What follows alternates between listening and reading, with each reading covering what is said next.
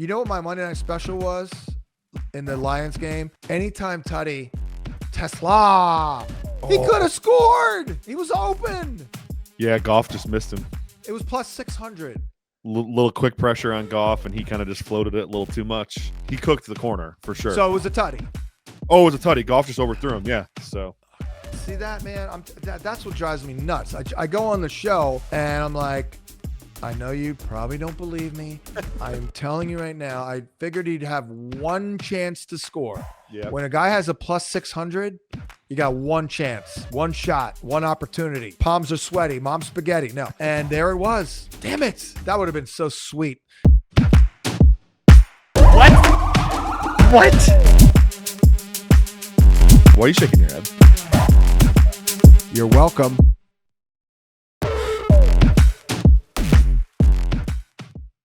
What is going on? Welcome to the Week 8 edition of Matchup Points here at fantasypoints.com. I'm John Hansen.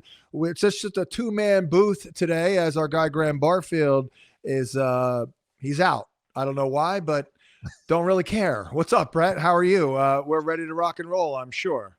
Yeah, we're ready to rock. Graham is having massive internet issues. I don't know what's going on in the Denver, Colorado area, but this is a frequent thing, unfortunately. Hopefully he's back with us next week. He's got to get the fiber optics. I moved down here to Georgia, and I had all kinds of problems last year. Thanks for nothing, Xfinity.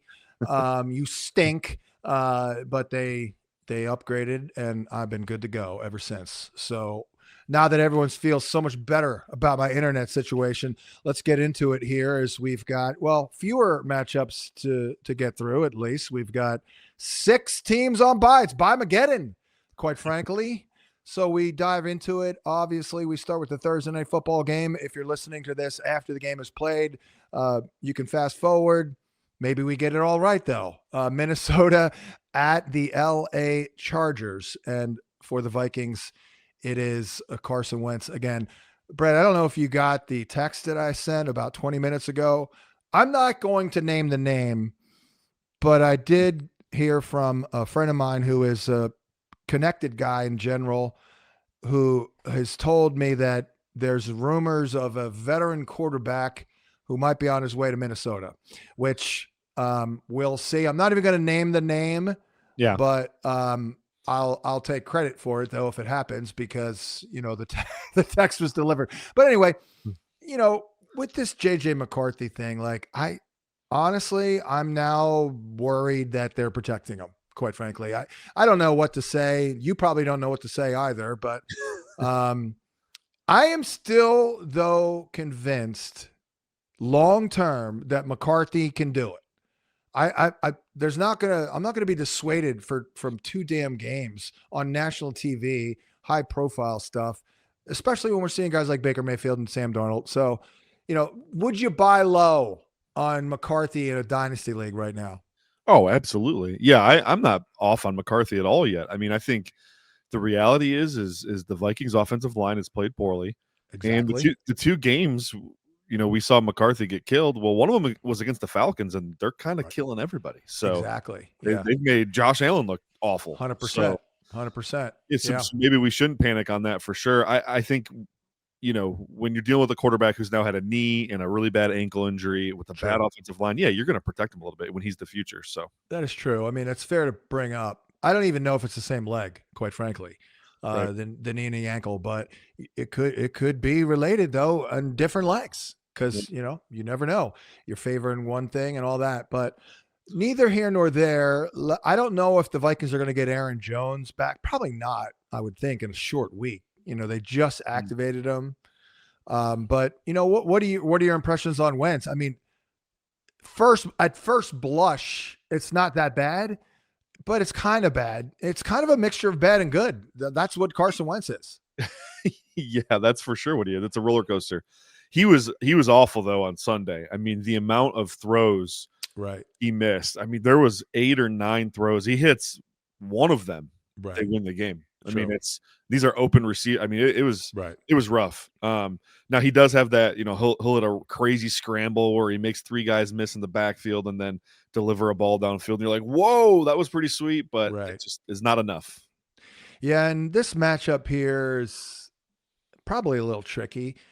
Chargers are pretty stingy against the Mhm. pass. They are, you can run on them. I would think Hawkinson could do something here. The Chargers just gave up, a pretty big game to Tyler Warren. But I all know that you also like Mr. Addison in this one. Yeah, I do. Definitely in fantasy, you have to play Addison. He's that good right now. He's actually outproduced Justin Jefferson in like 6 of their last 10 games on the field together, which I think is kind of crazy. Yeah. But I really like his prop. And I know we're not doing a ton of props on the show, but 51.5, considering the role and the matchup. Yeah, that's juicy. You're going to play Jefferson every week, no matter what, right? But Addison at this prop is really nice. The Chargers, they've had corner issues, and they're giving up, gosh, I think 600 yards to outside wide receivers this year so far, which is a lot. That's over 100 a game, or about 100 a game. So our guy Alec Pierce got him last week for 98. I actually loved Addison last week. It was my number one prop. 42 and a half yards. I mean, that was as easy of a win as you get. Although he didn't have it at halftime, but the first play was like a 20-yarder. Like, he's wide open on these routes that they're doing against zone. Yep, exactly. Yeah. Your thoughts on, I know you like Arondé Gadsden in this game. Maybe they get Joe Alt back? I mean, how concerned are we about, Flores in the pass rush? One thing I'd say, you may want to look into like early first half props, first quarter props, because the Vikings, they come out and they're a little too passive early on. I know he's waiting until the end and all that, but they are a little passive early on, I notice. Yeah, I really like Gadsden in this one. So, what we've seen the last 2 weeks from a schematic standpoint is against the blitz, Herbert's looking for him early and often. He's got 5 catches against the blitz the last 2 weeks, which is, tied for most in the NFL. And then on top of that, the role is so evolved now to the point where, they've gone through this metamorphosis, trying to figure out who they are without that dominant offensive line. And for a minute, it looked like heavy 12 and 13 personnel, and that's when he was getting on the field. But this week, they went back to the 11 personnel that we know them for, and Gadsden stayed on the field. I mean, he ran, I think, 50 of 62 routes, and then he was on the field for 80% of their run blocking snaps, which that's not something anyone expected, right? So he's a full-time player now, and he has officially won this tight end job. The role is awesome, and he looks great. He's a dominant pass-catching weapon. The parallels between him and Mark Andrews are really there, and Greg Roman was the overseer of the Mark Andrews breakout. I mean, drafted in a similar range, really similar role in college, where Andrews didn't play in line in college at all. He was legitimately a big slot receiver. Yeah. Gadsden kind of following in the same exact footsteps here. I think this is I love all of his props, but also in fantasy, I think you can actually start this guy in fantasy now. Boy, what the hell happened to the Viking defense, though, last week with those breakdowns? Because I guess at the end of the day, if you're not going to get the pressure on the quarterback, you are leaving hang out to dry a beatable group of corners, right? I mean, I don't know what the hell happened to Rodgers last week. That's the live by the sword, die by the sword Flores defense. You're going to blitz so much. You're going to put all your corners in one-on-one situations. If you don't get home, I mean, good luck. Yeah, covering A.J. Brown and Devontae Smith sucks. Good luck. Yeah. Well, you got Johnston, you got Allen.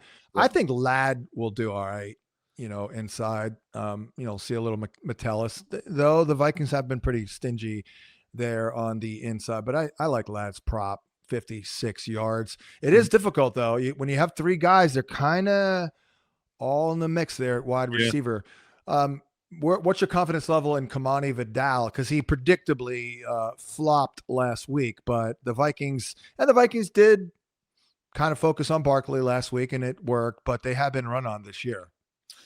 Yeah, the Vikings' run defense is kind of schizo. It's been really good in some games and really bad in others. So I don't really know. I do know this though: the Chargers don't really care to even try to run the ball. Yeah. Their pass rate over expectation is, I think only Kansas City's is higher. I mean, at this point, without Hampton, that's the strength of your team, your receiving core. Well, yeah, and it was like that even with Hampton. They weren't even trying to run the ball. So, I have zero confidence in Vidal, to be honest with you. Yeah, me too. I'm looking at that prop. I'm like, I can't do it, man. He's just, he is a little bit of a Jekyll and Hyde guy. Like 2 weeks ago, it comes out, it looks like a world beater. Next week, you're like, what the hell's going on here? Sometimes that's a schematic thing. Moving on to Miami and Atlanta, I think we can blow through Miami pretty quickly here. I mean, this is a little bit of a tough spot here. We were just talking off the air, well, actually on the air, about McCarthy and struggling against Atlanta, and Josh Allen struggled against Atlanta. Now we got Tua going to Atlanta. Yeah, the one thing you can do in Atlanta is run the ball, though. They're giving up 4.7 yards a carry. They're like, 48.4% success rate allowed. That's the second worst mark in the league. So this is an A-chain week for sure. I don't know that Miami does anything other than A-chain. So, right, yeah, because Waddle, we'll see some Terrell. Yeah. Mm-hmm. And sure, yeah, they'll try and run the ball. Atlanta's run defense, I guess that's kind of coming to the surface as a weakness, but they were kind of good last year. They were good last year, but their last 3 games, they've given up 174, 134, 147 on the ground. So, right. Yards per carry average over 5.5 the last 3 games, which, some of that strength of opponent, but ultimately they got to get better there. What do you make out of Penix and all that? Like, one thing is, it does seem like he's beating zone and not as good against man. I don't know if that's ball location. Yeah. I don't know what that is. Ball location, little bit see it, throw it kind of guy where he likes to make sure his dude's open. I have not been impressed with Penix, to be honest with you. And on my show earlier today on First Read, Joe and I talked about the idea of maybe Kirk Cousins getting into the lineup at some point this year, just to give Penix a time to just kind of calm down and slow it down a little bit for him. That's a great podcast, by the way. We should promote that, First Read, with you and Joe Marino. I mean, you guys it's good. I actually drove to Georgia, and one way I found to, well, not that that's a great accomplishment. Let me finish. I left my house at midnight and drove 13 straight hours. And I listened to about 7 of your pods. Oh, wow. Yeah. But it keeps me awake in the car. Yeah. When I'm engaged and listen, I'm actually listening, because you guys clearly know football at levels that are higher than, even me. Like, I've been around 30 years, because look, I've been focusing on the fantasy end of it all, but you guys are great with just logical, always just good commentary on the NFL game. But anywho, Bijan, 150 yards is the mark here. So we going over or under 150? That's not his actual line, right? No, it's my line. It's going to be close to that, John. I think I have to go under just for logic's sake, but he should annihilate this Dolphins defense for sure. Yeah, well, that one time I bragged about projecting Adrian Peterson to hit 200 yards, and he got it because nobody else was carrying the ball that year. I think it was 2012. You do have Algier there. I don't know if you noticed, but in our matchup tool, we have Darnell Mooney with literally the best advantage. And is that right? That Minka Fitzpatrick's playing corner now? Yeah, playing a little bit in the nickel for sure. They've played him outside even too, John. It's that's what. That's shocking. It's crazy. Yeah, I mean, this Dolphins defense has been gettable since day one, right? I saw them in line play the Lions in training camp this year, and I was like, "Yep, I'm picking on them all season with my props." And sure enough, that's paid off pretty well so far. So, yeah, Mooney's got London too. And you play all these guys, honestly. Yeah, is Kyle Pitts doing anything for you? No. Okay. No, I mean, I still think he's talented, and I think they don't really know how to use him. He has to be on a vertical plane to win, and they have him running all these short routes again, and I don't understand it. But right, yeah. Well, he has been a little bit more consistent here, 4+ grabs in 5 out of 6 games. That's actually not that bad for Kyle Pitts. Bears or Ravens. We record this podcast on Wednesday afternoon, just so people know. So it's up and out on Thursday before the first kickoff. I don't see anything yet on Lamar. He practiced today. Oh, okay. Yep. There it is. Well, I would imagine that would mean we're certainly trending toward a return. And here we go, because we're on the same page. I said today on Hump Day with Hanson that I think the Ravens are going to win their next 9 in a row, and I think you're even more than that. Yeah, I think 9 is correct, and they have a chance. I think they have a chance to run the table. Obviously, the Green Bay Week 17 game is going to be a tough one. Yeah, but if they get through that one, they're running the table. I mean, they could legitimately finish this off. What is it? What would that make them? 12-5. I think realistically, 10-7 is what they'll be at the end of the year. Right. But squeaking into playoffs. Yep, squeaking into the playoffs. Maybe. Like, that's the thing. They control their own destiny. So they've already beat the Browns. They have 5 more divisional games. They play the Steelers the last week of the season. That game could be for the division. I mean, it's kind of it's not a lost season yet. So if you're holding on to these fantasy guys, man, don't give up. I think you're back in the fight. I do too. But our guy Thomas, maybe he's just a buzzkill Ravens fan, but he is like, he's like, John Harbaugh needs to go, and I'm like, there's a schism. I'm like, man, I haven't heard that, quite frankly. But certainly Derrick Henry is going to crush. This Bears D is pretty bad. I don't really have anything else on their passing attack unless you do. I think it's going to be a big Henry day. Yeah, big Henry game. I like Zay. The Bears are really missing Johnson. Sorry, yeah, Jalen Johnson. They don't really have anyone that can hold up in man coverage, especially against shifty guys like Zay Flowers, who are route runners and run after catch guys. Like they should struggle against Zay a little bit. So I like Zay in this matchup, but other than that, yeah, it's Henry and Zay, baby. And Caleb Williams, like, I don't even know where to go with it. I mean, I really don't. We do show this as a pretty good schematic for him. I guess that's because they play man. And, is Roma Dunze one of these guys? Is he ever going to be good against zone, or is it hard to grade because of the quarterback? Yeah, it's not even a Rome thing. It's a Caleb thing. He just gotcha.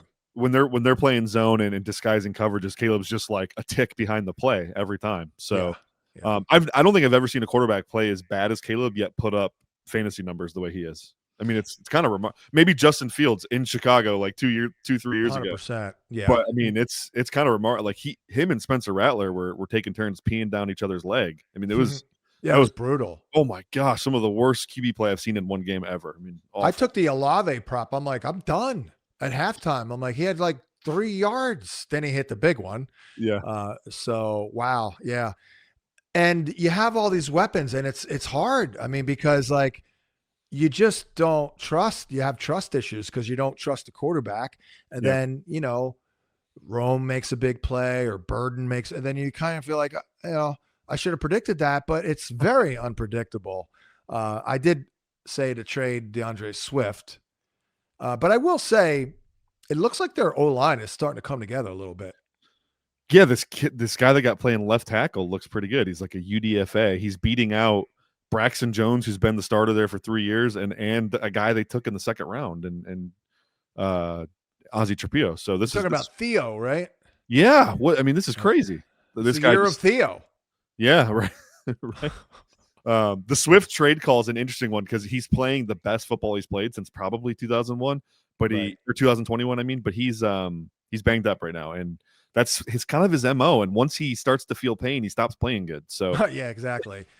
Getting cold. The matchups don't look great, and looks like Monungai might be carving out a little bit of a dual backfield, a la Detroit. I know they're different type of players, but does that look like to be the case? Yeah, Monungai, he's kind of slowly progressed. I'm still not the biggest Monungai fan, but we know that Ben wants to rely on 2 different skill sets. So Monungai being this, it seems like he's kind of a pass down extraordinaire and short yardage extraordinaire, which is not a great combo for Swift because that's all the high value touches, right? So yeah, weird.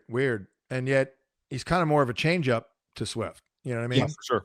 Yep. He would have to be if we're going there, he would be the Gibbs to Swift's Monty. Yeah, I guess, which is funny because Swift used to be the Gibbs, and he's put on some weight. He's a little bulkier now, more of a physical style runner. But yeah, that's interesting. Yeah, well, Monty too is. We can move on because it's not a great comparison, but we're just trying to come as close as we possibly can to the old Lion deal. All right, well, I think we can move on. Nothing going on of note here with these Bears receivers. I mean, DJ Moore was a little bit more involved last week.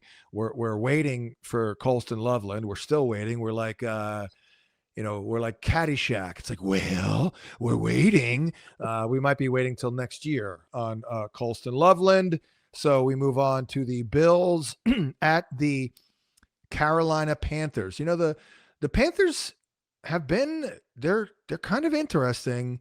They're pretty good on the outside. They're pretty good stopping certain kinds of runs. They're pretty good running the ball in certain schemes, or maybe all the schemes, but looks like we're going to get Andy Dalton. Yet they're still kind of a completely flawed team, but it looks like we're going to get Andy Dalton. But I know you like, at the very least, Chuba. Always dicey with two dudes in here, but man, Buffalo's, speaking of dicey, I know you have a hot take on Buffalo's run defense this year. Yeah, it's the worst of the league by far. There's no metric that suggests they're not the worst in the league. You look at like yards per carry allowed. They're almost up at 6 yards per carry allowed, John. 6. Yeah, that's insane. I've never seen anything like that through. That's like a 1-game sample. You see that, right? Not 7. Right. So that's pretty crazy. EPA per run allowed, they're dead last. Success rate allowed, I think they're second last. Explosive run rate of 19%. 19% of the carries are going for 10 plus yards against them. That's insane. So, I mean, I like both these. It's not just Chuba. I like Rico and Chuba. I think you can probably get away with playing both these guys because I do think, Carolina wants to run the football. They're going to come in and try to keep Josh Allen off the field, and they're going to establish the run, quote unquote, and try to keep the time of possession in their favor and set up Andy Dalton for easy third downs. I do think that's going to be a thing. I definitely like both of their props. You can't go wrong. I picked Chuba for your show because it's the smaller of the two, right? At 47.5. I think Rico is 52.5. I think you can get away with playing both those. Yeah.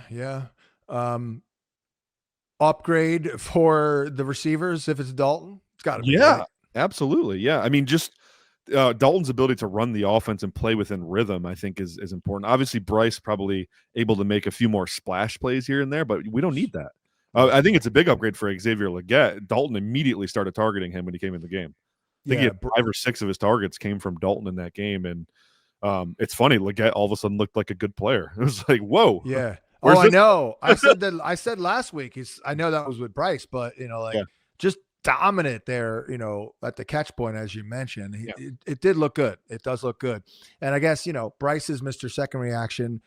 That's not Dalton's game because he kind of gets it right on the first reaction, basically. Exactly.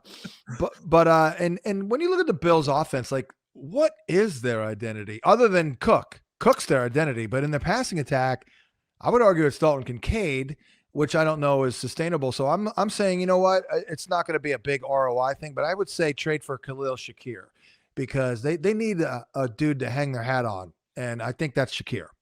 Yeah, they got to find that's the thing. NFL teams, they spend the first few weeks of the season looking for what they can hang their hat on. What do we major in? And I don't know what they major in. They run the ball well with Cook, but if a team tries to take that away, you're left with Allen just running around like a chicken with his head cut off, looking for somebody to come open. Keon Coleman's not a separator. We know that. That makes like Josh Allen already struggles to play within structure and rhythm. He's one of the few quarterbacks that gets away with that. And Keon's not helping him, right? Because Keon's just not getting open. So I do wonder, I know my guy Joe Marino really wants them to hit one of these receivers at the trade deadline, whether it's Jacoby Myers or Jalen Waddle or Chris Olave, one of them. But for now, I think it's got to be Shakir and Kincaid. Kincaid's just a part-time player right now, though, which is really frustrating. So, yeah. How about Cook? I think Carolina's been pretty good on those zone runs. Yeah, and they're trending up too. I think we were trying to pick on them early in the season, and that kind of bit us in the booty. So they've definitely been better. I'm looking now. Oh my gosh, run defense has been insane. So the last 3 weeks, they're allowing 2.2 yards per carry. Yeah, that's what I'm saying. They're kind of interesting. Like how I don't know. A couple of things have popped up that like, wow, I didn't expect that. Yeah, I think they have a legitimate shot to win this game, actually. So that's crazy. Yeah, that is crazy. One of my long shot plays on the preseason was them like winning the division. It was like plus 2,000 or something insane. Hey, I mean, probably not going to happen because of Tampa, but they are 4-3. The Jets, Brett, are taking on the Cincinnati Bengals. Well, obviously, it was great last week for Flacco. I was ripping the Jets just because I do whenever I get the opportunity on VSiN today. Like, you dum-dums could have had your quarterback 2 years ago and with your good defense and Joe Flacco, but no, you discarded him. You threw him in the trash. So it is a little bit of a Joe Flacco revenge game, but obviously it was great. But also the Steelers opted against playing defense. You know, would you sell high on any of these Bengals coming out of that big showing? Man, this is tough for me. Because Jamar Chase just seems to transcend whatever, you know. Yeah, so true. Right. I think you kind of have to hold on to him. I think he's in the conversation for wide receiver 1 overall, obviously with JSN and Puka. Puka's going to miss time, so that's basically now JSN versus Chase. So you got to hold on to him. But for T. Higgins, Chase Brown, yeah, I'd probably bail if I can. If that performance gave them enough juice to offload them, I think you got to do it. I can't live with this all season. I think it's kind of lightning in a bottle for all these guys to kind of produce in one game here. So yeah. Now that said, I don't know that we're getting too shy about the New York Jets here. So true. Probably go ahead and play him again. Yeah. Right. Yeah. By the way, real quick with Chase, like if you could pinpoint, why he's so great with maybe 1 or 2 words, I'll give you my answer, but I'm just curious because, I did actually watch a lot of LSU that year. I was in Los Angeles. I was working out there and I'd land and I'd go to the hotel to finish my work at like 5 local. And then LSU was on every night, pretty much with Joe Burrow. But my word would be strength. That's a great word. That actually perfectly describes him because the 2 things he did better than anybody coming out was run after catch and at the catch point domination. And he has slowly developed into an excellent route runner. I shouldn't even say slowly. He's developed into an excellent route runner now too. Right. But it really is that contact balance, that strength, the ability to play through contact is uncanny. And the fact that he's only 6 foot, 200 pounds makes it even crazier. That's what I'm saying. Like he's not a physical marvel. Right. Yeah. It's like, how is he that good? Because he doesn't even time that fast. Yeah, I think he probably GPS wise runs a little faster than like a timed 40, but yeah, you're right. He's not like a freak athlete necessarily, but super strong, really smart player, and I think physically imposing despite his size. You know who was like that? My guy. I was just chatting with him recently. Hall of Famer Sterling Sharp. Oh yeah, that's a great call. I love Sterling Sharp, my favorite player of all time. And he doesn't even believe me to this day. I'm like, dude, I took your ass at 11 overall in 1989, and you only had 1 year in the books with 55 catches, and I took your ass at 11 overall, and he had like 14 tutties. Wow. So that's one of the reasons why he's my favorite player of all time. But neither here nor there. Nobody gives a rat's patootie about that. It looks like we are going to get Tyrod, but he is iffy. So I guess we can't really comment on that. But, man, Breece Hall, and Bengals haven't been that bad against the run, maybe schematically. But I don't know, man. It's just not happening. Like when you're in a bad offense that doesn't, move the sticks, it's just not happening here. I mean, does he look okay to you? Because he kind of looks okay to me. So maybe the trade deadline thing may pop up. Yeah, he looks fine. The thing that's always kind of plagued Breece Hall is he's got a little Kenneth Walker in him where it's like he's just searching for the big play. And he's really reluctant just to hit holes, man. And that's been a problem when you play on a bad team when there's not a lot of daylight. Like you got to be a little bit more committal to the play. And or just take the 3.5 yards. Exactly. And there was a John Taylor interview recently where he was talking about the biggest change in his game. 100%. It was a great interview. Yeah, was like the moment he realized 3.5 yards is okay. And 100%. You just have to take those plays, and then eventually you'll hit your big one, and you'll. But for maturity purposes, Breece Hall has to learn how to do that. And I will say though, against the Bengals, I know they've been kind of middle of the pack against the run. They are giving up a lot on outside runs specifically, over 5 yards a carry on runs outside the tackles. That's where Breece Hall has been excellent this year. He's got 173 of his yards on outside the 220 of his yards outside the tackle box. Okay. So 5.97 yards per carry. So there's a little bit of a schematic, favor here for Breece Hall. I wouldn't get carried away with, how excited I am about that though.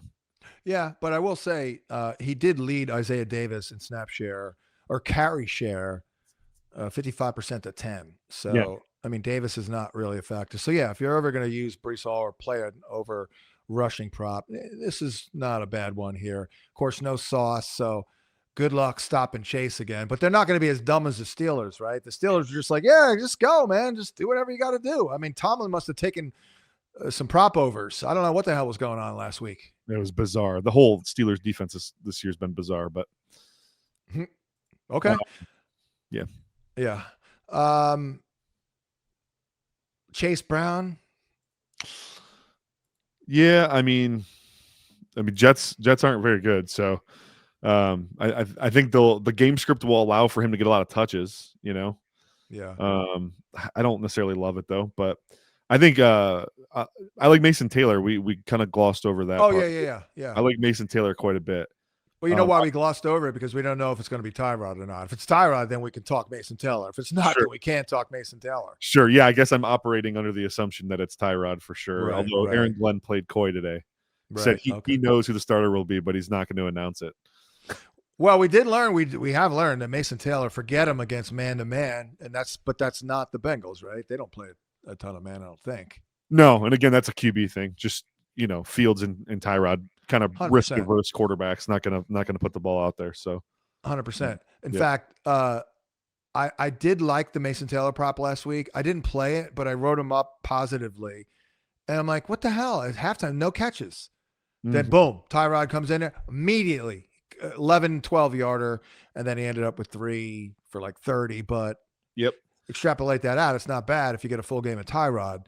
Let's move on here. Actually, we'll no, we're good with the breaks. What the hell am I doing? We'll move on to San Fran at Houston. And Houston, boy, they've got problems. Although how much of the problems will come to the surface in this one against San Fran with really no pass rush to speak of. I haven't checked within the last, their last game, but what do you see here with Stroud? Anything positive at all? Yeah, and they're down Bryce Huff now too. So okay. It's funny. I predicted that if you wanted to watch CJ Stroud get sacked a bunch of times and throw some picks, that was the game for you last week. You did. He got bailed out. He threw the ball right to a defender like 3 or 4 times where it wasn't caught too. So he got bailed out a few times. That's all right. I took the over on the interceptions and it hit.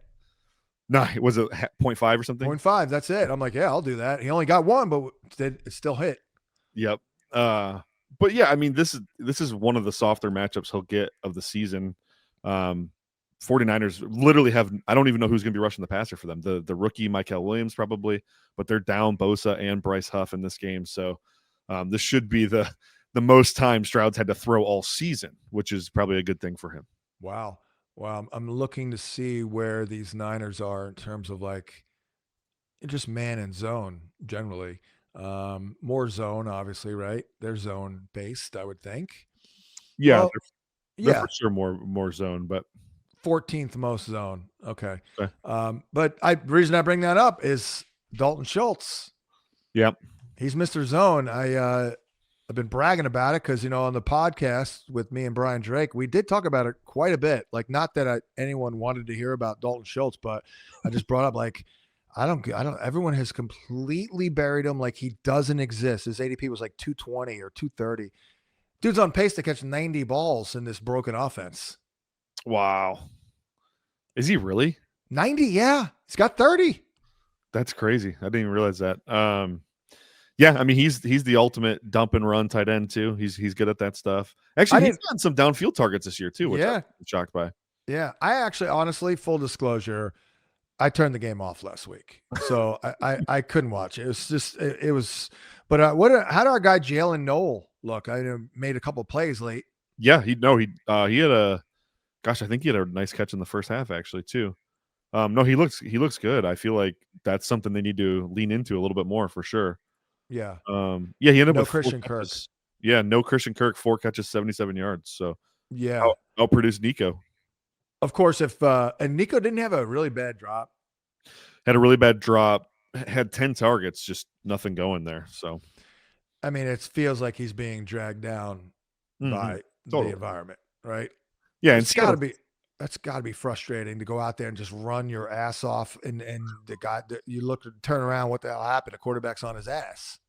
Yeah, Nick Caley needs to do a better job too, scheming it up for Collins specifically. So, a lot of those big, leverage high leverage routes Nico was running, that X receiver route tree, all the digs and crossers, like we're not getting any of that really. So everything's like outside the numbers for him. It's like he's Marvin Harrison Jr. or something. I saw a great stat. Our guy, the grinder, had it. This is pretty wild. Per ESPN, Christian McCaffrey is averaging 5.7 yards a carry on 26 carries with Kittle on the field. George Fiddle. And just 3.0 YPC without him. Is George Kittle that impactful in the running game? Yes, some of it is schedule, scheduling, right? So Falcons this past week, and then I think he had against the Seattle Seahawks and the New Orleans Saints. So 2 of those 3 games were easy. Right. The rest, it is what it is. I mean, Kittle only caught 1 pass in that game last week, but his presence was felt. I mean, you turn on the tape, he was moving guys in the run game. So wow, I mean, he's got to go to the Hall of Fame here. Yeah, he should. He should get in just on run blocking alone, right? Let alone what he's done in the pass game. So better run blocker though, him or Gronk? Probably Gronk, because he's just bigger. Yeah, bigger, and you could make him the point man against like a defensive tackle. Like they used to run that Gronk wham play where you go insert in the line of scrimmage. They leave is basically a trap, or they leave a D tackle unblocked, and Gronk would wreck his world. So you can't really do that with Kittle, but yeah. Hey, size is an attribute, right? And, absolutely. And Gronk had it.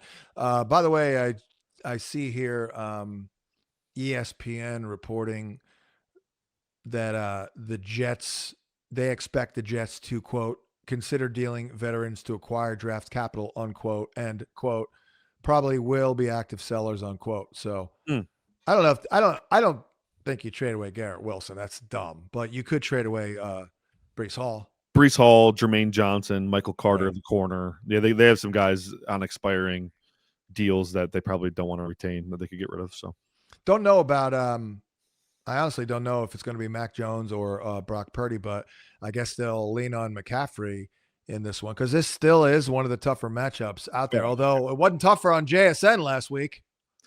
Yeah, right. I don't.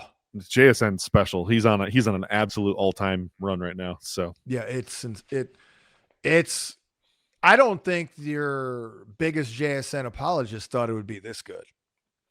Which is probably me, to be honest. So yeah, I was one of the few guys that thought he could be a top 10 outside wide receiver, not just a slot guy. So yeah, I know. I was actually a little down on him. I liked Addison more, which doesn't look great, but it's not like a bad call on Addison in general. All right, well, and then the Houston's running game, forget it. I guess it was a good run with Woody Marks for 1 game, right? Yeah, I'm starting to think Nick Caley's just a complete Ponzi scheme. Just well, I don't know what he's doing. So. Yeah, and you just can't trust Woody Marks. You just can't. Yeah. I mean, it's ugly. Cleveland at New England. This will be ugly for Dylan Gabriel, but I know you have. I mean, it may sound like a hot take, but it really isn't on Judkins this week, and it's not good. Yeah, I like the under his prop of 77.5. It's minus 105 on DK, which is basically even money. But man, the Patriots run D is excellent, like top notch. I think you can argue it's the best in the league. If it's not them, it's the Browns on the other side of it. But they're going to struggle, and not only that, like the Patriots are going to get ahead in this game, and game script's going to go out the window, and you're not going to be able to commit to the run. And even though Judkins is producing in fantasy like crazy, the last 2 weeks he's like well under 4 yards a carry. Yeah. And that's what's crazy about that. He's had at least a 30+ yard run in both of those games. Yeah. I took the over, even though it was way up there. And look, the guy crushed for fantasy, but I lost. Yeah. I mean, against Miami, you know, like that's a good call there. How many times, John, have you taken the over on a rushing total? The guy gets 25 carries and you lose. That was me all the time. See, really? Okay. I have the worst luck. I mean, I know people don't want to hear this, but it's true. I have the worst luck ever. That's why, and it's always been the case. That's why I never take unders on star players at all. I mean, maybe once in a while, because if I do, that guy will be contained the whole game because of the analysis was correct, but then I'll catch a 46-yard ball and I'll lose. Yeah. This Judkins under is the first one I've played this season, so we'll see how it goes. Yeah. No, I've done pretty well on unders. You know what my big under was last week? Ashton Genty. Oh, nice. Under 60 rushing yards. I think we got that. Yeah. Real quick on Drake May, and I hopped aboard the May bandwagon this summer. I added him to my target list. I'm like, I get it. I thought it might be a little slow out of the gate, but I started. Actually, once I heard, and it actually really hasn't happened, but once I heard Vrabel talking about design runs, I'm like, that's it. I'm in. If we're getting that, I'm in. But it does seem to me like maybe we're kind of just making, like it's all good, but I'm just, I guess, trying to play devil's advocate. How sustainable is this level of play? It just seems like it's almost too good. And it's like earlier in the year, like maybe 4 big plays define the entire game, but it's only 4 plays. How optimistic are you about the start on May? Yeah. Well, to me, there's really no debating that he's been the best quarterback in the NFL through 7 weeks. Now, the sustainability question is a good one. There's only one other quarterback since I've been in this business I can remember taking the leap that Drake May's taken, and that's Josh Allen. Yeah. And the irony there is Drake May gets routinely comped to Josh Allen. So maybe this is a thing, but he's even more accurate right now than Josh Allen's ever been in his career. You go to the fantasy points data suite, number 1 in accurate throw rate, number 1 in catchable ball rate, fourth lowest turnover worthy throw rate. He's top 5 in hero throw rate, number 1 in EPA per dropback, number 3 in EPA per dropback on under pressure, number 4 in EPA per dropback from a clean pocket. Like, this guy is killer in every circumstance. So I don't know that it's super sustainable. I do think you look at strength of schedule numbers. The Patriots have had the easiest schedule in the NFL to date. I mean, they got wins against the Raiders. They've played the Raiders, the Dolphins, the Panthers, a Bills team that does not look very good, the Saints, the Titans. You know what I'm saying? So, like, some of this is schedule induced. Things will get a little tougher, but not crazy though. How great is it to use your number 1 pick on a quarterback in Drake May, and then the next year, you know what, top 5 pick, let's get our left tackle. Yeah, right. How good has Will Campbell been? Yeah, he's been pretty good. I think some of the limitations I thought he'd have shown up on tape, but he's raised the floor of the offensive line for sure. I still think his best position is probably at center though. And that Morgan Moses, man, just plug him on in there. Doesn't look good. He's been around 46 years, but he's decent. Go from bad to above average with Morgan Moses, and that's sometimes all you need. 5 guys to play average or better, and you got a good offensive line. Yep, totally see that. Don't really see good matchups anywhere else, by the way, for the Browns. But maybe not a Hunter Henry day because you like him against zone. I don't know. What's your trust level on Kayshon Boutte? Yeah, it seems like him and Drake have a special connection, right? I don't know what it is. It's like I think the production for Boutte has probably been better than his talent level, but when you have that connection with your quarterback, that all that matters is opportunity. So I don't know that I trust him week in, week out yet, but he's going to have these splash weeks. I think the guy I'm really intrigued by this week is Pop Douglas, actually. Okay. See, Cleveland runs a ton of man. If you go to our separation metrics, John, Pop Douglas actually leads all receivers in win rate against man coverage. Well, I see it's a great schematic matchup here, worth plus 21% to his fantasy a boost to his fantasy points per route run. Yeah, and I don't even think our schematic tool there factors man versus zone win rates, just production. So right, this is a good matchup for him. I would imagine they know that too, so they're going to go after it. Yeah, and he has a little bit been a forgotten man, but Diggs is looking good. Diggs lines up inside too. He does have that 60-yard touchdown against the Saints that was called back too. So I mean, his numbers look a little better. You throw that out there. So yeah. Oh, and I got to say, Ramondre looks pretty damn good, man. He does. He so much so that Travion Henderson's like, is he over? It's kind of over. What the heck? This is crazy. That might be a McDaniel's harsh treatment of rookie deal, maybe. I think you're on it there. I think there's things they want him to clean up, and in order for him to take it seriously, they got to let him know it's serious because they're playing Terrell Jennings over him. Hey, they didn't play James White early in the career. It's true. They didn't play him. That's true. Well, they did, but it was a little bit of a slow go because I've been saying that story. Like as soon as I started looking into that year in the running backs, and then they took James White out of Wisconsin, I'm like, oh, good fumbler or good pass pro guy, doesn't fumble, good receiver. There you go. There's your new Shane Vereen or whatever. Yeah. But it's a little different here too because he's not a receiving specialist, so it is worrisome that we don't run, just run them right down the middle. Yeah, I don't know. All right. Well, it's not going well, and we all got tricked. I think. Was there anybody raising their hand this summer saying no on Travion Henderson? I don't think so, but no. Maybe there was. Well, we can move on to the next game, which is the Giants at the Eagles, and your boy Jackson Dart. I still don't trust it, but he's getting it done at the end of the day, and the running is critical. So what? Yeah, give us your update. I mean, obviously it's going a lot better than JJ McCarthy, who they passed on. Well, I guess they're not going to take Dart after taking McCarthy, but still, what are you seeing here? Like Wan'Dale Robinson, all of a sudden a number one receiver. Yeah, I mean, it feels that way. He's really the only guy they have, so that helps him.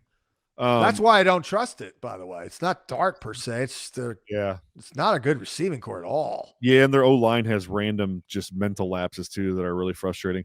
The thing with Dart, so in his shotgun snaps, he's looked a lot better, but they do a lot of stuff from under center, and he just coming from a system. I mean, this is true for every quarterback nowadays, but coming from a system that he was never under center at Ole Miss, it looks rough. The footwork, so a lot of these missed throws, you see his completion percentage, you're like, man, it's not very good. Well, it's when they're under center, man, his footwork is awful, and it's something he's going to have to work on. But at some point, you got to just stick the guy in shotgun and let him cook. Like a little more RPO heavy, screen-based offense. I think he sounds a little bit like Dak coming out.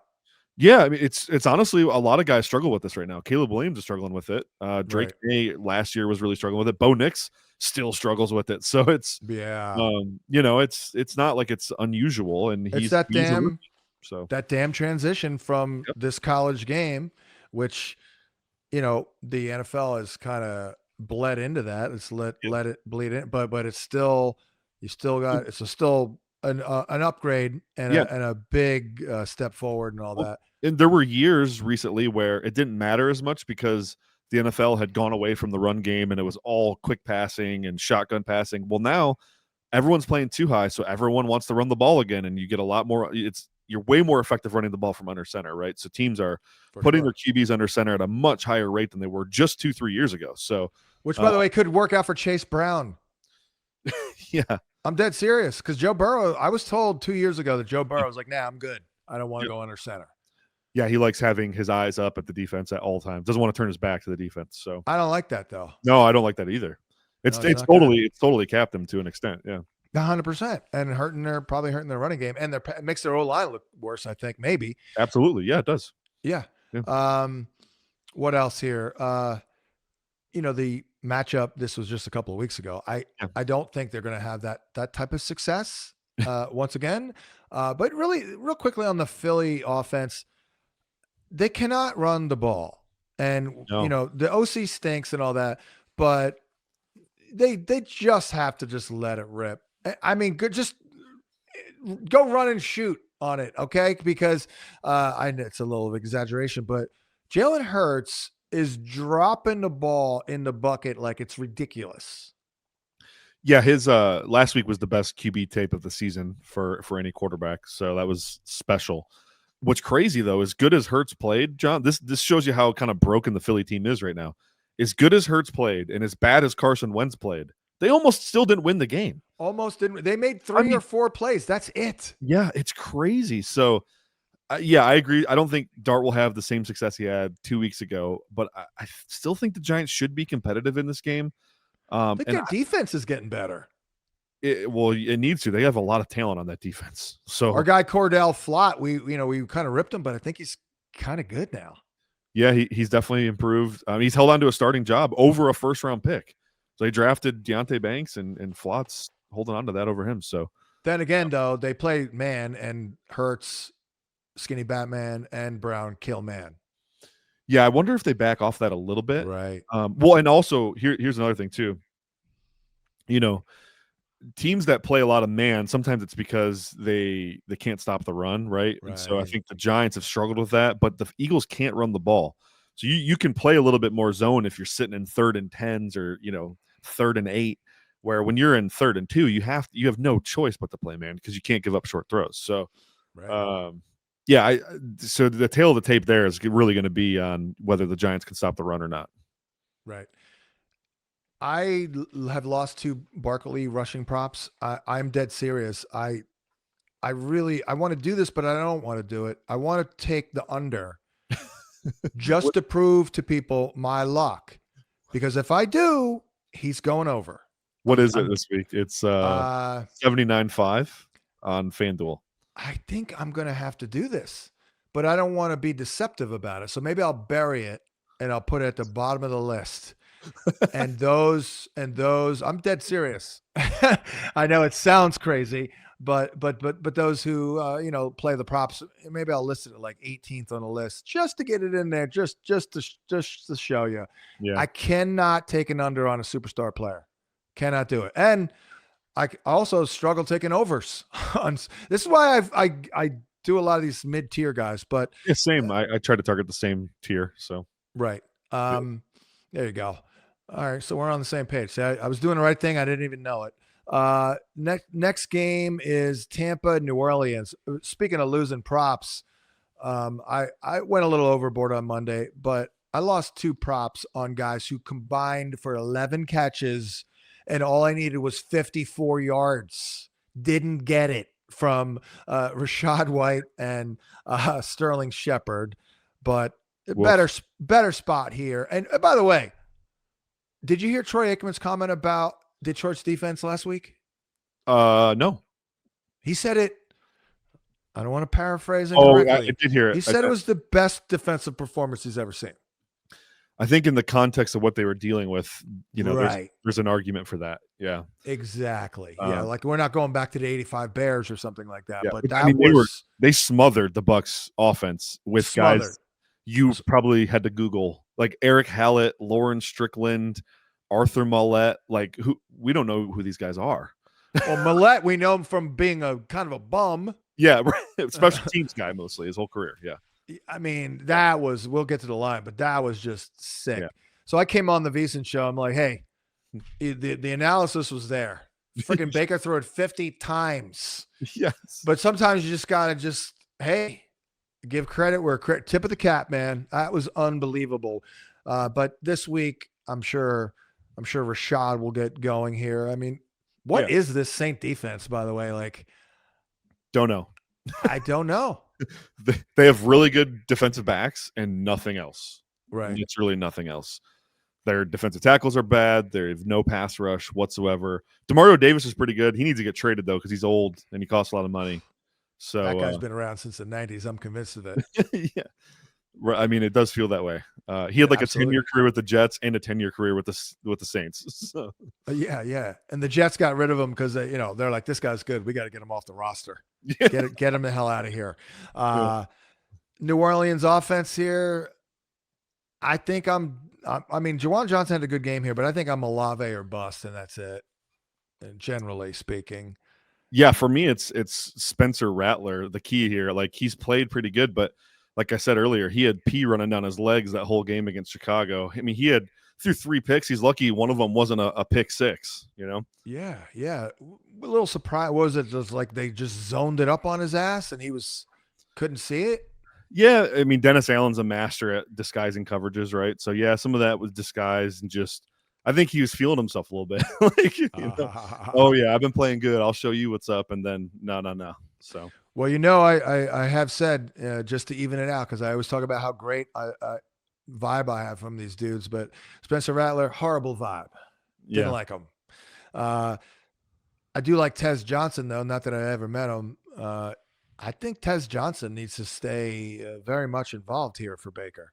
Yeah, totally. Tez just seems like a great kid. He's like He this, does. like got this innocence to him, like youth-like Yes. innocence that's just very endearing. But It is. Like uh, the MVP chance. You heard that whole yeah, story, yeah, right? That was yeah, great. hilarious. And then last week the Lions crowd booing him. He was looking around like, "Why are they booing me?" Because you're playing in another city. That's why. It's like, oh, we're not all rooting for me in the NFL. What are you doing? Yeah, it's pretty funny. But I mean, Tez looks awesome. That's what's crazy. Like they found this guy UDFA. Obviously, the body weight concerns. It's like 160 pounds, so he goes undrafted, right? And then the Bucks pick him up, and he's a huge key for them because they're banged up at receiver. Obviously, Evans is going to miss the season. It looks like, or close to it at least. And Egbuka didn't look 100% Monday night, so they're going to need Tez for sure. But we saw him. He was another separatist at the Senior Bowl. Yeah, was Tez for sure. And man, he's crushing our guy Calvin Austin even. Yeah, in those events, it's hard because they're so set up for the Calvin Austin, Chris Johnsons of the world, where the guys are so shifty. It's like you there's no one-on-one coverage when you have a two-way go to both sides that can stop that. So yeah, but then again, the three guys I've seen do that, Tez Johnson, Tank Dell, and Calvin Austin, have made plays in the NFL. You know what I mean? Sure. Like, when you can run, you can run. They're separatists. Yeah. Ibuka, I guess, week to week here. I mean, I'm not worried about the matchup for Ibuka. Yeah, I do think this is a much better matchup for him. The Lions actually went way out of their way to take him out of the game. Something I haven't really said publicly, I don't think, but they straight up double teamed him or bracketed him on 11 of his routes. He was invisible for a lot of the first half. It's crazy. I've never seen a defense give one guy treatment like that since prime Antonio Brown. Like the whole adage of, oh, they're doubling him. Wow. That just doesn't exist in the NFL. Guys don't get doubled like that. They get extra attention. Like you'll roll a linebacker underneath in a zone coverage or something. But straight double team on 11 snaps is insane. You never see that in the NFL. So that kind of tells you what the NFL started to think of Emeka Egbuka, right? That's crazy. Yet my Sterling Shepard prop still didn't cash. Yeah. and again, it's like you got 9 points of analysis that line up and it doesn't happen. I'm like, hey, that's just the universe, the football gods, the universe, the ball being oddly shaped and all that.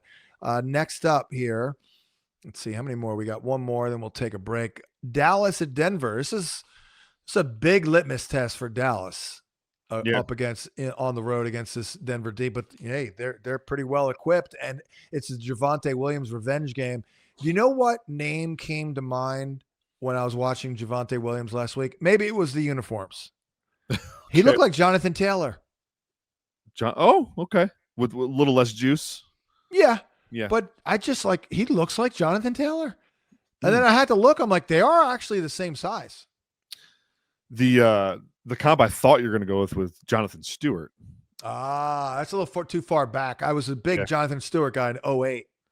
Yeah, right. So, but yeah, I mean, real beefy, not super explosive, but just he's going to grind out the yard. Whatever's blocked for him, I mean, he's going to go get it. So maybe it wasn't necessarily the speed with which he moved. It was just the way he moved. I'm like, he just looked like maybe it was the white unis, but that was a hell of a performance. I should have played that damn over last week. I don't know if I'm going to touch it this week though.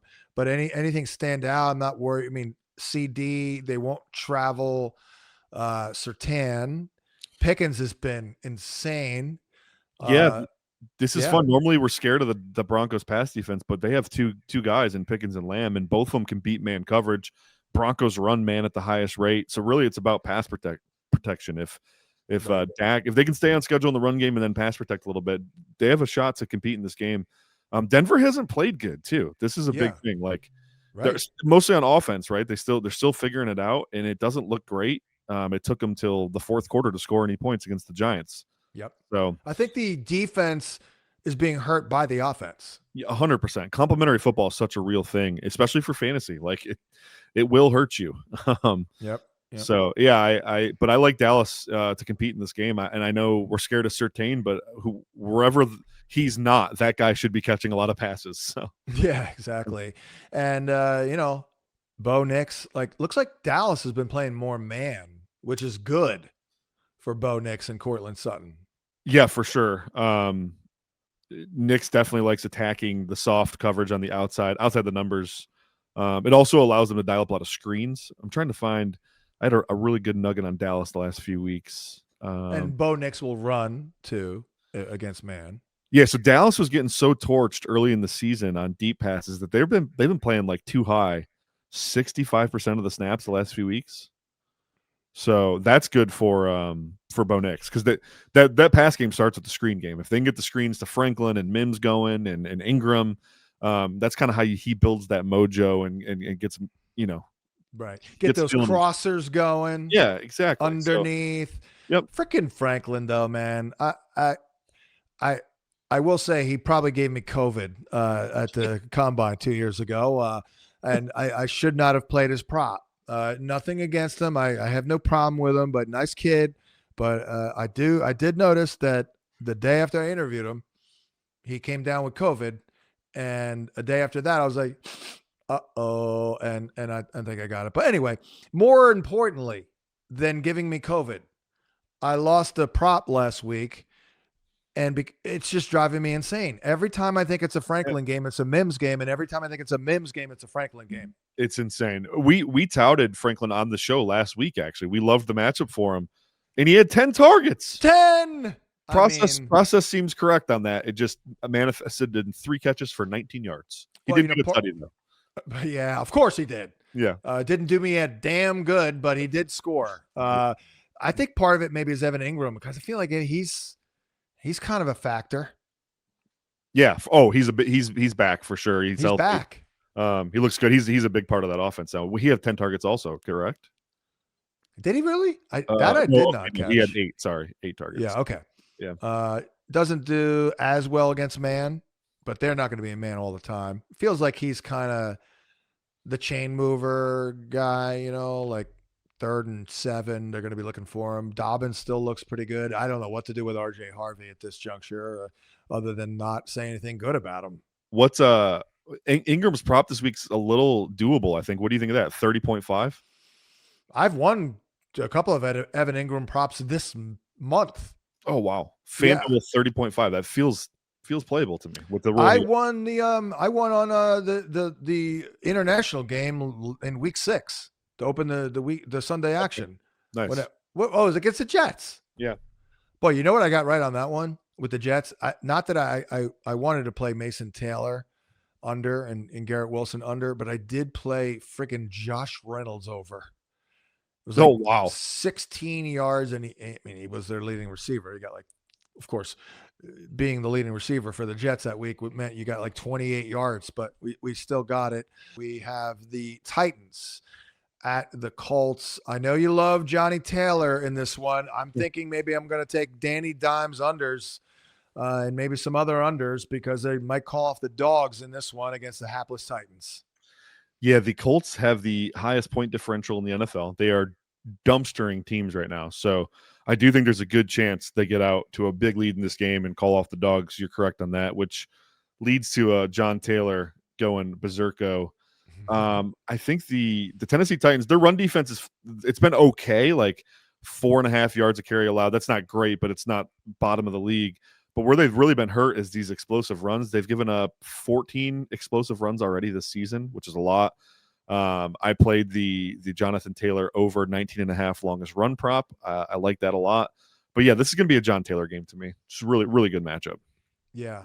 And boy, Tyler Warren, though, is just, man, he's so incredible. It's so great. But on the other side, not great is how much of it do you put on Ward?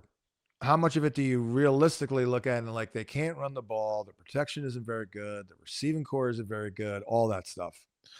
Yeah, I'm definitely not putting them all on the hook for it. That's for sure. I think the thing that stands out is the things I thought he would struggle with in the NFL, he is certainly struggling with. But one thing he's done really well, he's taking care of the football, John, not turning the ball over. I don't know if people have noticed that, but his turnover worthy throw rate is best in the league. Of course, you know who did that too last year? Caleb Williams. For Caleb, though, it was all the bad sacks that he took. Right. Ward is doing a little bit of that, but not quite at the same level. Gotcha. I do think circumstance or surrounding cast is a big thing here. No O line and just really, I mean, doesn't have any difference makers in the pass game. Ridley can be at times, but I think Ridley's at the point in his career where he needs to be like a good wide receiver 2, not a wide 100%. receiver 1. If that. Can we find a prime Julio Jones to put on this team? Yeah. Well, they tried. Wasn't he on the team? Yeah, like a couple years ago. Yeah. Yeah. Well, that's why I thought Elik Ayamanor had a chance to start, because at least he's got a physical presence. But he's kind of quieted down. How about DK? Out of nowhere, Chimera DK. Yeah. I'm not going there. I'm a Gunnar Helm guy, FYI. I don't know if you are, but I like Gunnar Helm. I like Helm. I crushed him in my prospect guide because of the athletic testing. But that said, the tape was really good. And it sounds like Chig Okonkwo is on the trade block. So I don't know if you saw Jeremy Fowler's report earlier today, but the Titans are looking to move him. They're not going to pay him any money in the offseason. He's a free agent. So they'd like to acquire some, whether probably like a 5th round pick or something. So yeah, they won't get much for him. Yeah. So then Gunnar Helm steps in and is probably your lead dog there at tight end. Wow. And, yeah. I mean, it's been a weird trade deadline this year. I'm not hearing that much. And it's got to be next week, right? It's November 4th or something like that. I think they moved it back. That's why. Yeah. That's why it's weird. It's starting to heat up. Fowler's article today was really good. I recommend everyone to go read it. He had 25 guys he's hearing could be traded. Oh. So bad news for my wife. That's her birthday on the 4th of November. Anywho, anything on the backfield? Nothing, right? Like for the Titans? Nah. Yeah, I think Pollard's kind of screwed. Yeah, and the Colts, well, especially because this is going to be a blowout. And then the Colts defense is just slowly getting better. They had their D line rotations like 8 deep right now too. It's kind of nuts. So I mean, they do have a lot of pedigree guys. Kwity Paye. Yeah. Buckner, Latu, Franklin. I don't remember when he was drafted, but he's pretty good. Yeah, Ebukam he wasn't drafted high, but he's been paid in the league. You know what I mean? He's a paid player, and he's I like Grover Stewart. Grover Stewart, another one who's just a dog. So, and I'm a big Grover guy in general for Sesame Street. That's my guy. So, I mean, the monster at the end of this book is that's like literature for me. You know what I'm saying? So I love me some Grover. I was always very pissed off that Elmo got all those accolades 20, 30 years ago. I'm like, what's up with Grover? Grover's the guy. Anywho, let's move on to, we got 2 more games to go. Green Bay at Pittsburgh as an Aaron Rodgers revenge game. I got to tell you, I'm getting a little sick of Jordan Love. I'm getting a little sick of it. And I've been a Love person. Yeah. But maybe he's just not that good. I don't know what it is. I'm sick of everything in Green Bay, quite frankly. Do you have any, is Love not that good? I've been saying that for years. I think it's funny. One of our best charters here at Famous Points Data, his name is Eli. He's a huge Green Bay guy. And so Joe Marino and I on my show, we just did a podcast where we ranked the top 10 QBs so far through week 7. Love did not make my list, and Eli was very upset about that. So we exchanged words today, a pretty long debate. I think what's crazy is when you look at the data, like he's good, he's strong in like every data point, even like EPA per dropback, third down success. And physically talented. Physically talented, but there's something about him in the moment, he seems to always let me down, and it's a consistency issue. Right. Like he's another one of these quarterbacks who's really good on script to start games. He's been excellent. And then second half of games he kind of disappears at times. Yep. I don't think LaFleur does him any favors with this rotating cast of pass catchers. Like, for the love of God. Hello, can we get some continuity to get into the groove with our guys? Like a running back, who's getting 7 carries a game. You can't get anywhere with that. You can't get on a roll. Exactly. And I think maybe that's why the script works for Love, because he's got the same personnel out there for the script. You know what I mean? I think that's why I think you probably nailed the main reason why I'm ticked off here. Can we just maybe Jaden Reed being hurt is part of this, because he kind of has been the glue. Golden is so talented though, and Dubs, you know how I feel about Dubs. I think he's a really good player. Yeah. And this Cardinals defense hasn't was not good, and Love could barely move the ball Could against do it. Like, what the hell? Yeah. Yeah. Tucker Kraft is a freaking number one receiver. That's it. Yeah, he's awesome. He He's should never awesome. leave the field though, and now that Musgrave's healthy, they're getting He's Musgrave. out there. I saw Musgrave out there. Yeah. And he looks high-fiving Kraft when he scored. Yeah, he's looking athletic as hell, but he's not. Again, I would just find your group of pass catchers, and that just needs to be the group for now. Right. Now, that said, the Steelers, if they play the way they played last week, then Love's going to eat because they do play man. Dobbs can beat man. Love's decent against man, right? Yeah. Oh yeah, Love is really good against man. For one, you turn your back to him, he's going to run on you. That's when he decides to run, is against man coverage, and then also he's got man beaters all over the place. Dobbs is great against man. Matthew Golden can route anybody up in the league. So and Tucker Kraft too. Yep, totally agree. And by the way, maybe that's one thing that. Why don't you hand down an edict? It's week 8. You're over the knee injury and the groin from last year. Why don't you start running a little bit more, dude? Yeah, he's got some CJ Stroud in him and Michael Penix, where it's like really great athlete that just doesn't want to run the ball. I'm like, he's so good as a creative playmaker. That's where Love is deadly. Right. And it's just doesn't want to do it. It's strange, but he's scared. I'm sorry.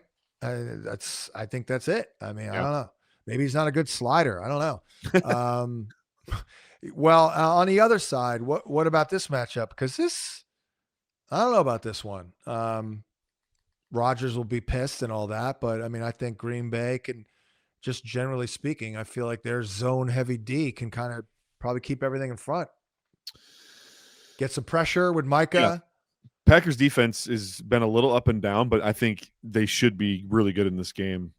Smothering the Steelers' whole season's been weird to me. I can't really describe it. It's their defense is falling apart. Right. Offensively, no running game, but they're okay. Yeah, and then they just have these random pass pro laps. Like their time to pressure allowed is like 2.48 seconds, which is like bottom 5 in the league. So it's just like all of a sudden they can't pass protect, and Rodgers is taking a bunch of hits. And then Parsons and Rashawn Gary is deadly, and they're getting Devontae Wyatt back. It looks like too. Ooh. He's one of the better pass rushing interior, defensive linemen. So that could be deadly. I do think they shut down Pittsburgh. I think Green Bay wins this game rather easily, actually. Yeah. Any thoughts on the Steelers' backfield? I'm still nervous about it, even though Jaylen Warren went. I was so pissed off last week because I thought I played a Kenny Gainwell prop at like 25 yards. I'm telling Tom Brawley, I'm like, he's going to rip off a 10-yard run. And he did. 11-yard run. And then that was it. They gave him 2 more carries. Yep. I don't really know. Predicting the stuff makes me go insane. So I'm just out. How about that? You're right. Yeah, that's a healthy. That's smart. I can't really do it because I'm doing a show called Prop Points, and when it's a Thursday game, I can't say sorry. Don't have any props. I don't like it. So I played 9 on Monday. By the way, I got my ass kicked, but I have been doing well otherwise on those nationally televised games. By the way. You know what my Monday night special was in the Lions game? Anytime Tutty, Tesla, he could have scored. He was open. Yeah, Goff just missed him. It was plus 600. Little quick pressure on Goff, and he kind of just floated it a little too much. I thought Tesla won. I thought Tesla won on that. Oh, he did. He cooked the corner for sure. So it was a Tutty. Oh, it was a Tutty. Goff just overthrew him. Yeah. They're going to run that play again, though. That design was sick. So see that, man? That's what drives me nuts. I go on the show, and I'm like, I know you probably don't believe me. I am telling you right now. I figured he'd have one chance to score. Yeah. When a guy has a plus 600, you got one chance, one shot, one opportunity. Palms are sweaty. Mom's spaghetti. No. And there it was. Damn it. That would have been so sweet at a plus 600. Well, we are up to the final game, and I know you have something to say as we finish up the pod here, but we'll start with the DC Commanders at the KC Chiefs. It looks like we're getting Mariota. We are getting Mariota. That would scare me a little bit. I think he'll probably get it done because he'll run, but We do get McLaurin and Debo back. What's your trust level in Mariota? I mean, it's suspect here on the road against KC. Can we at least get some garbage time production? But any thoughts there? Yeah.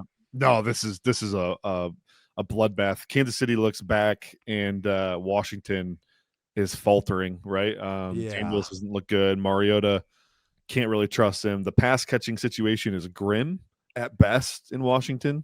They can't really run the ball either in non-neutral game scripts. So. They just lost their best pass rusher as well on defense. Like, things are not going well in Washington right now. So it's a fall off a Cliff Kingsbury situation again? Yes, that's exactly what it is. So we're going to need the Dan Quinn magic to get these guys fired up to play for this game. But yeah. Well, I am Mr. Prop, and you can, if you're still looking for some props, you can certainly look at the grinder Tom Brawley, because he's crushing me with a winning percentage of, I believe he's up at 63%. However, I will say if you are looking for props, go to my best bets article and just go off the top 5. I isolate those for a reason, because I learned about 2 years ago that that's really my sweet spot, but I can't help myself but list like 22 damn props. And by the way, I got hosed last week, but I am since week 1, 20-10 on those top 5 props. I believe that's 66%. Yep. So I'm looking good there, and that's a good place to start if you're looking for some props. The top 5 props. Don't think I had any. Well, actually, one of the winners I had was Zachary Ertz the last 2 weeks.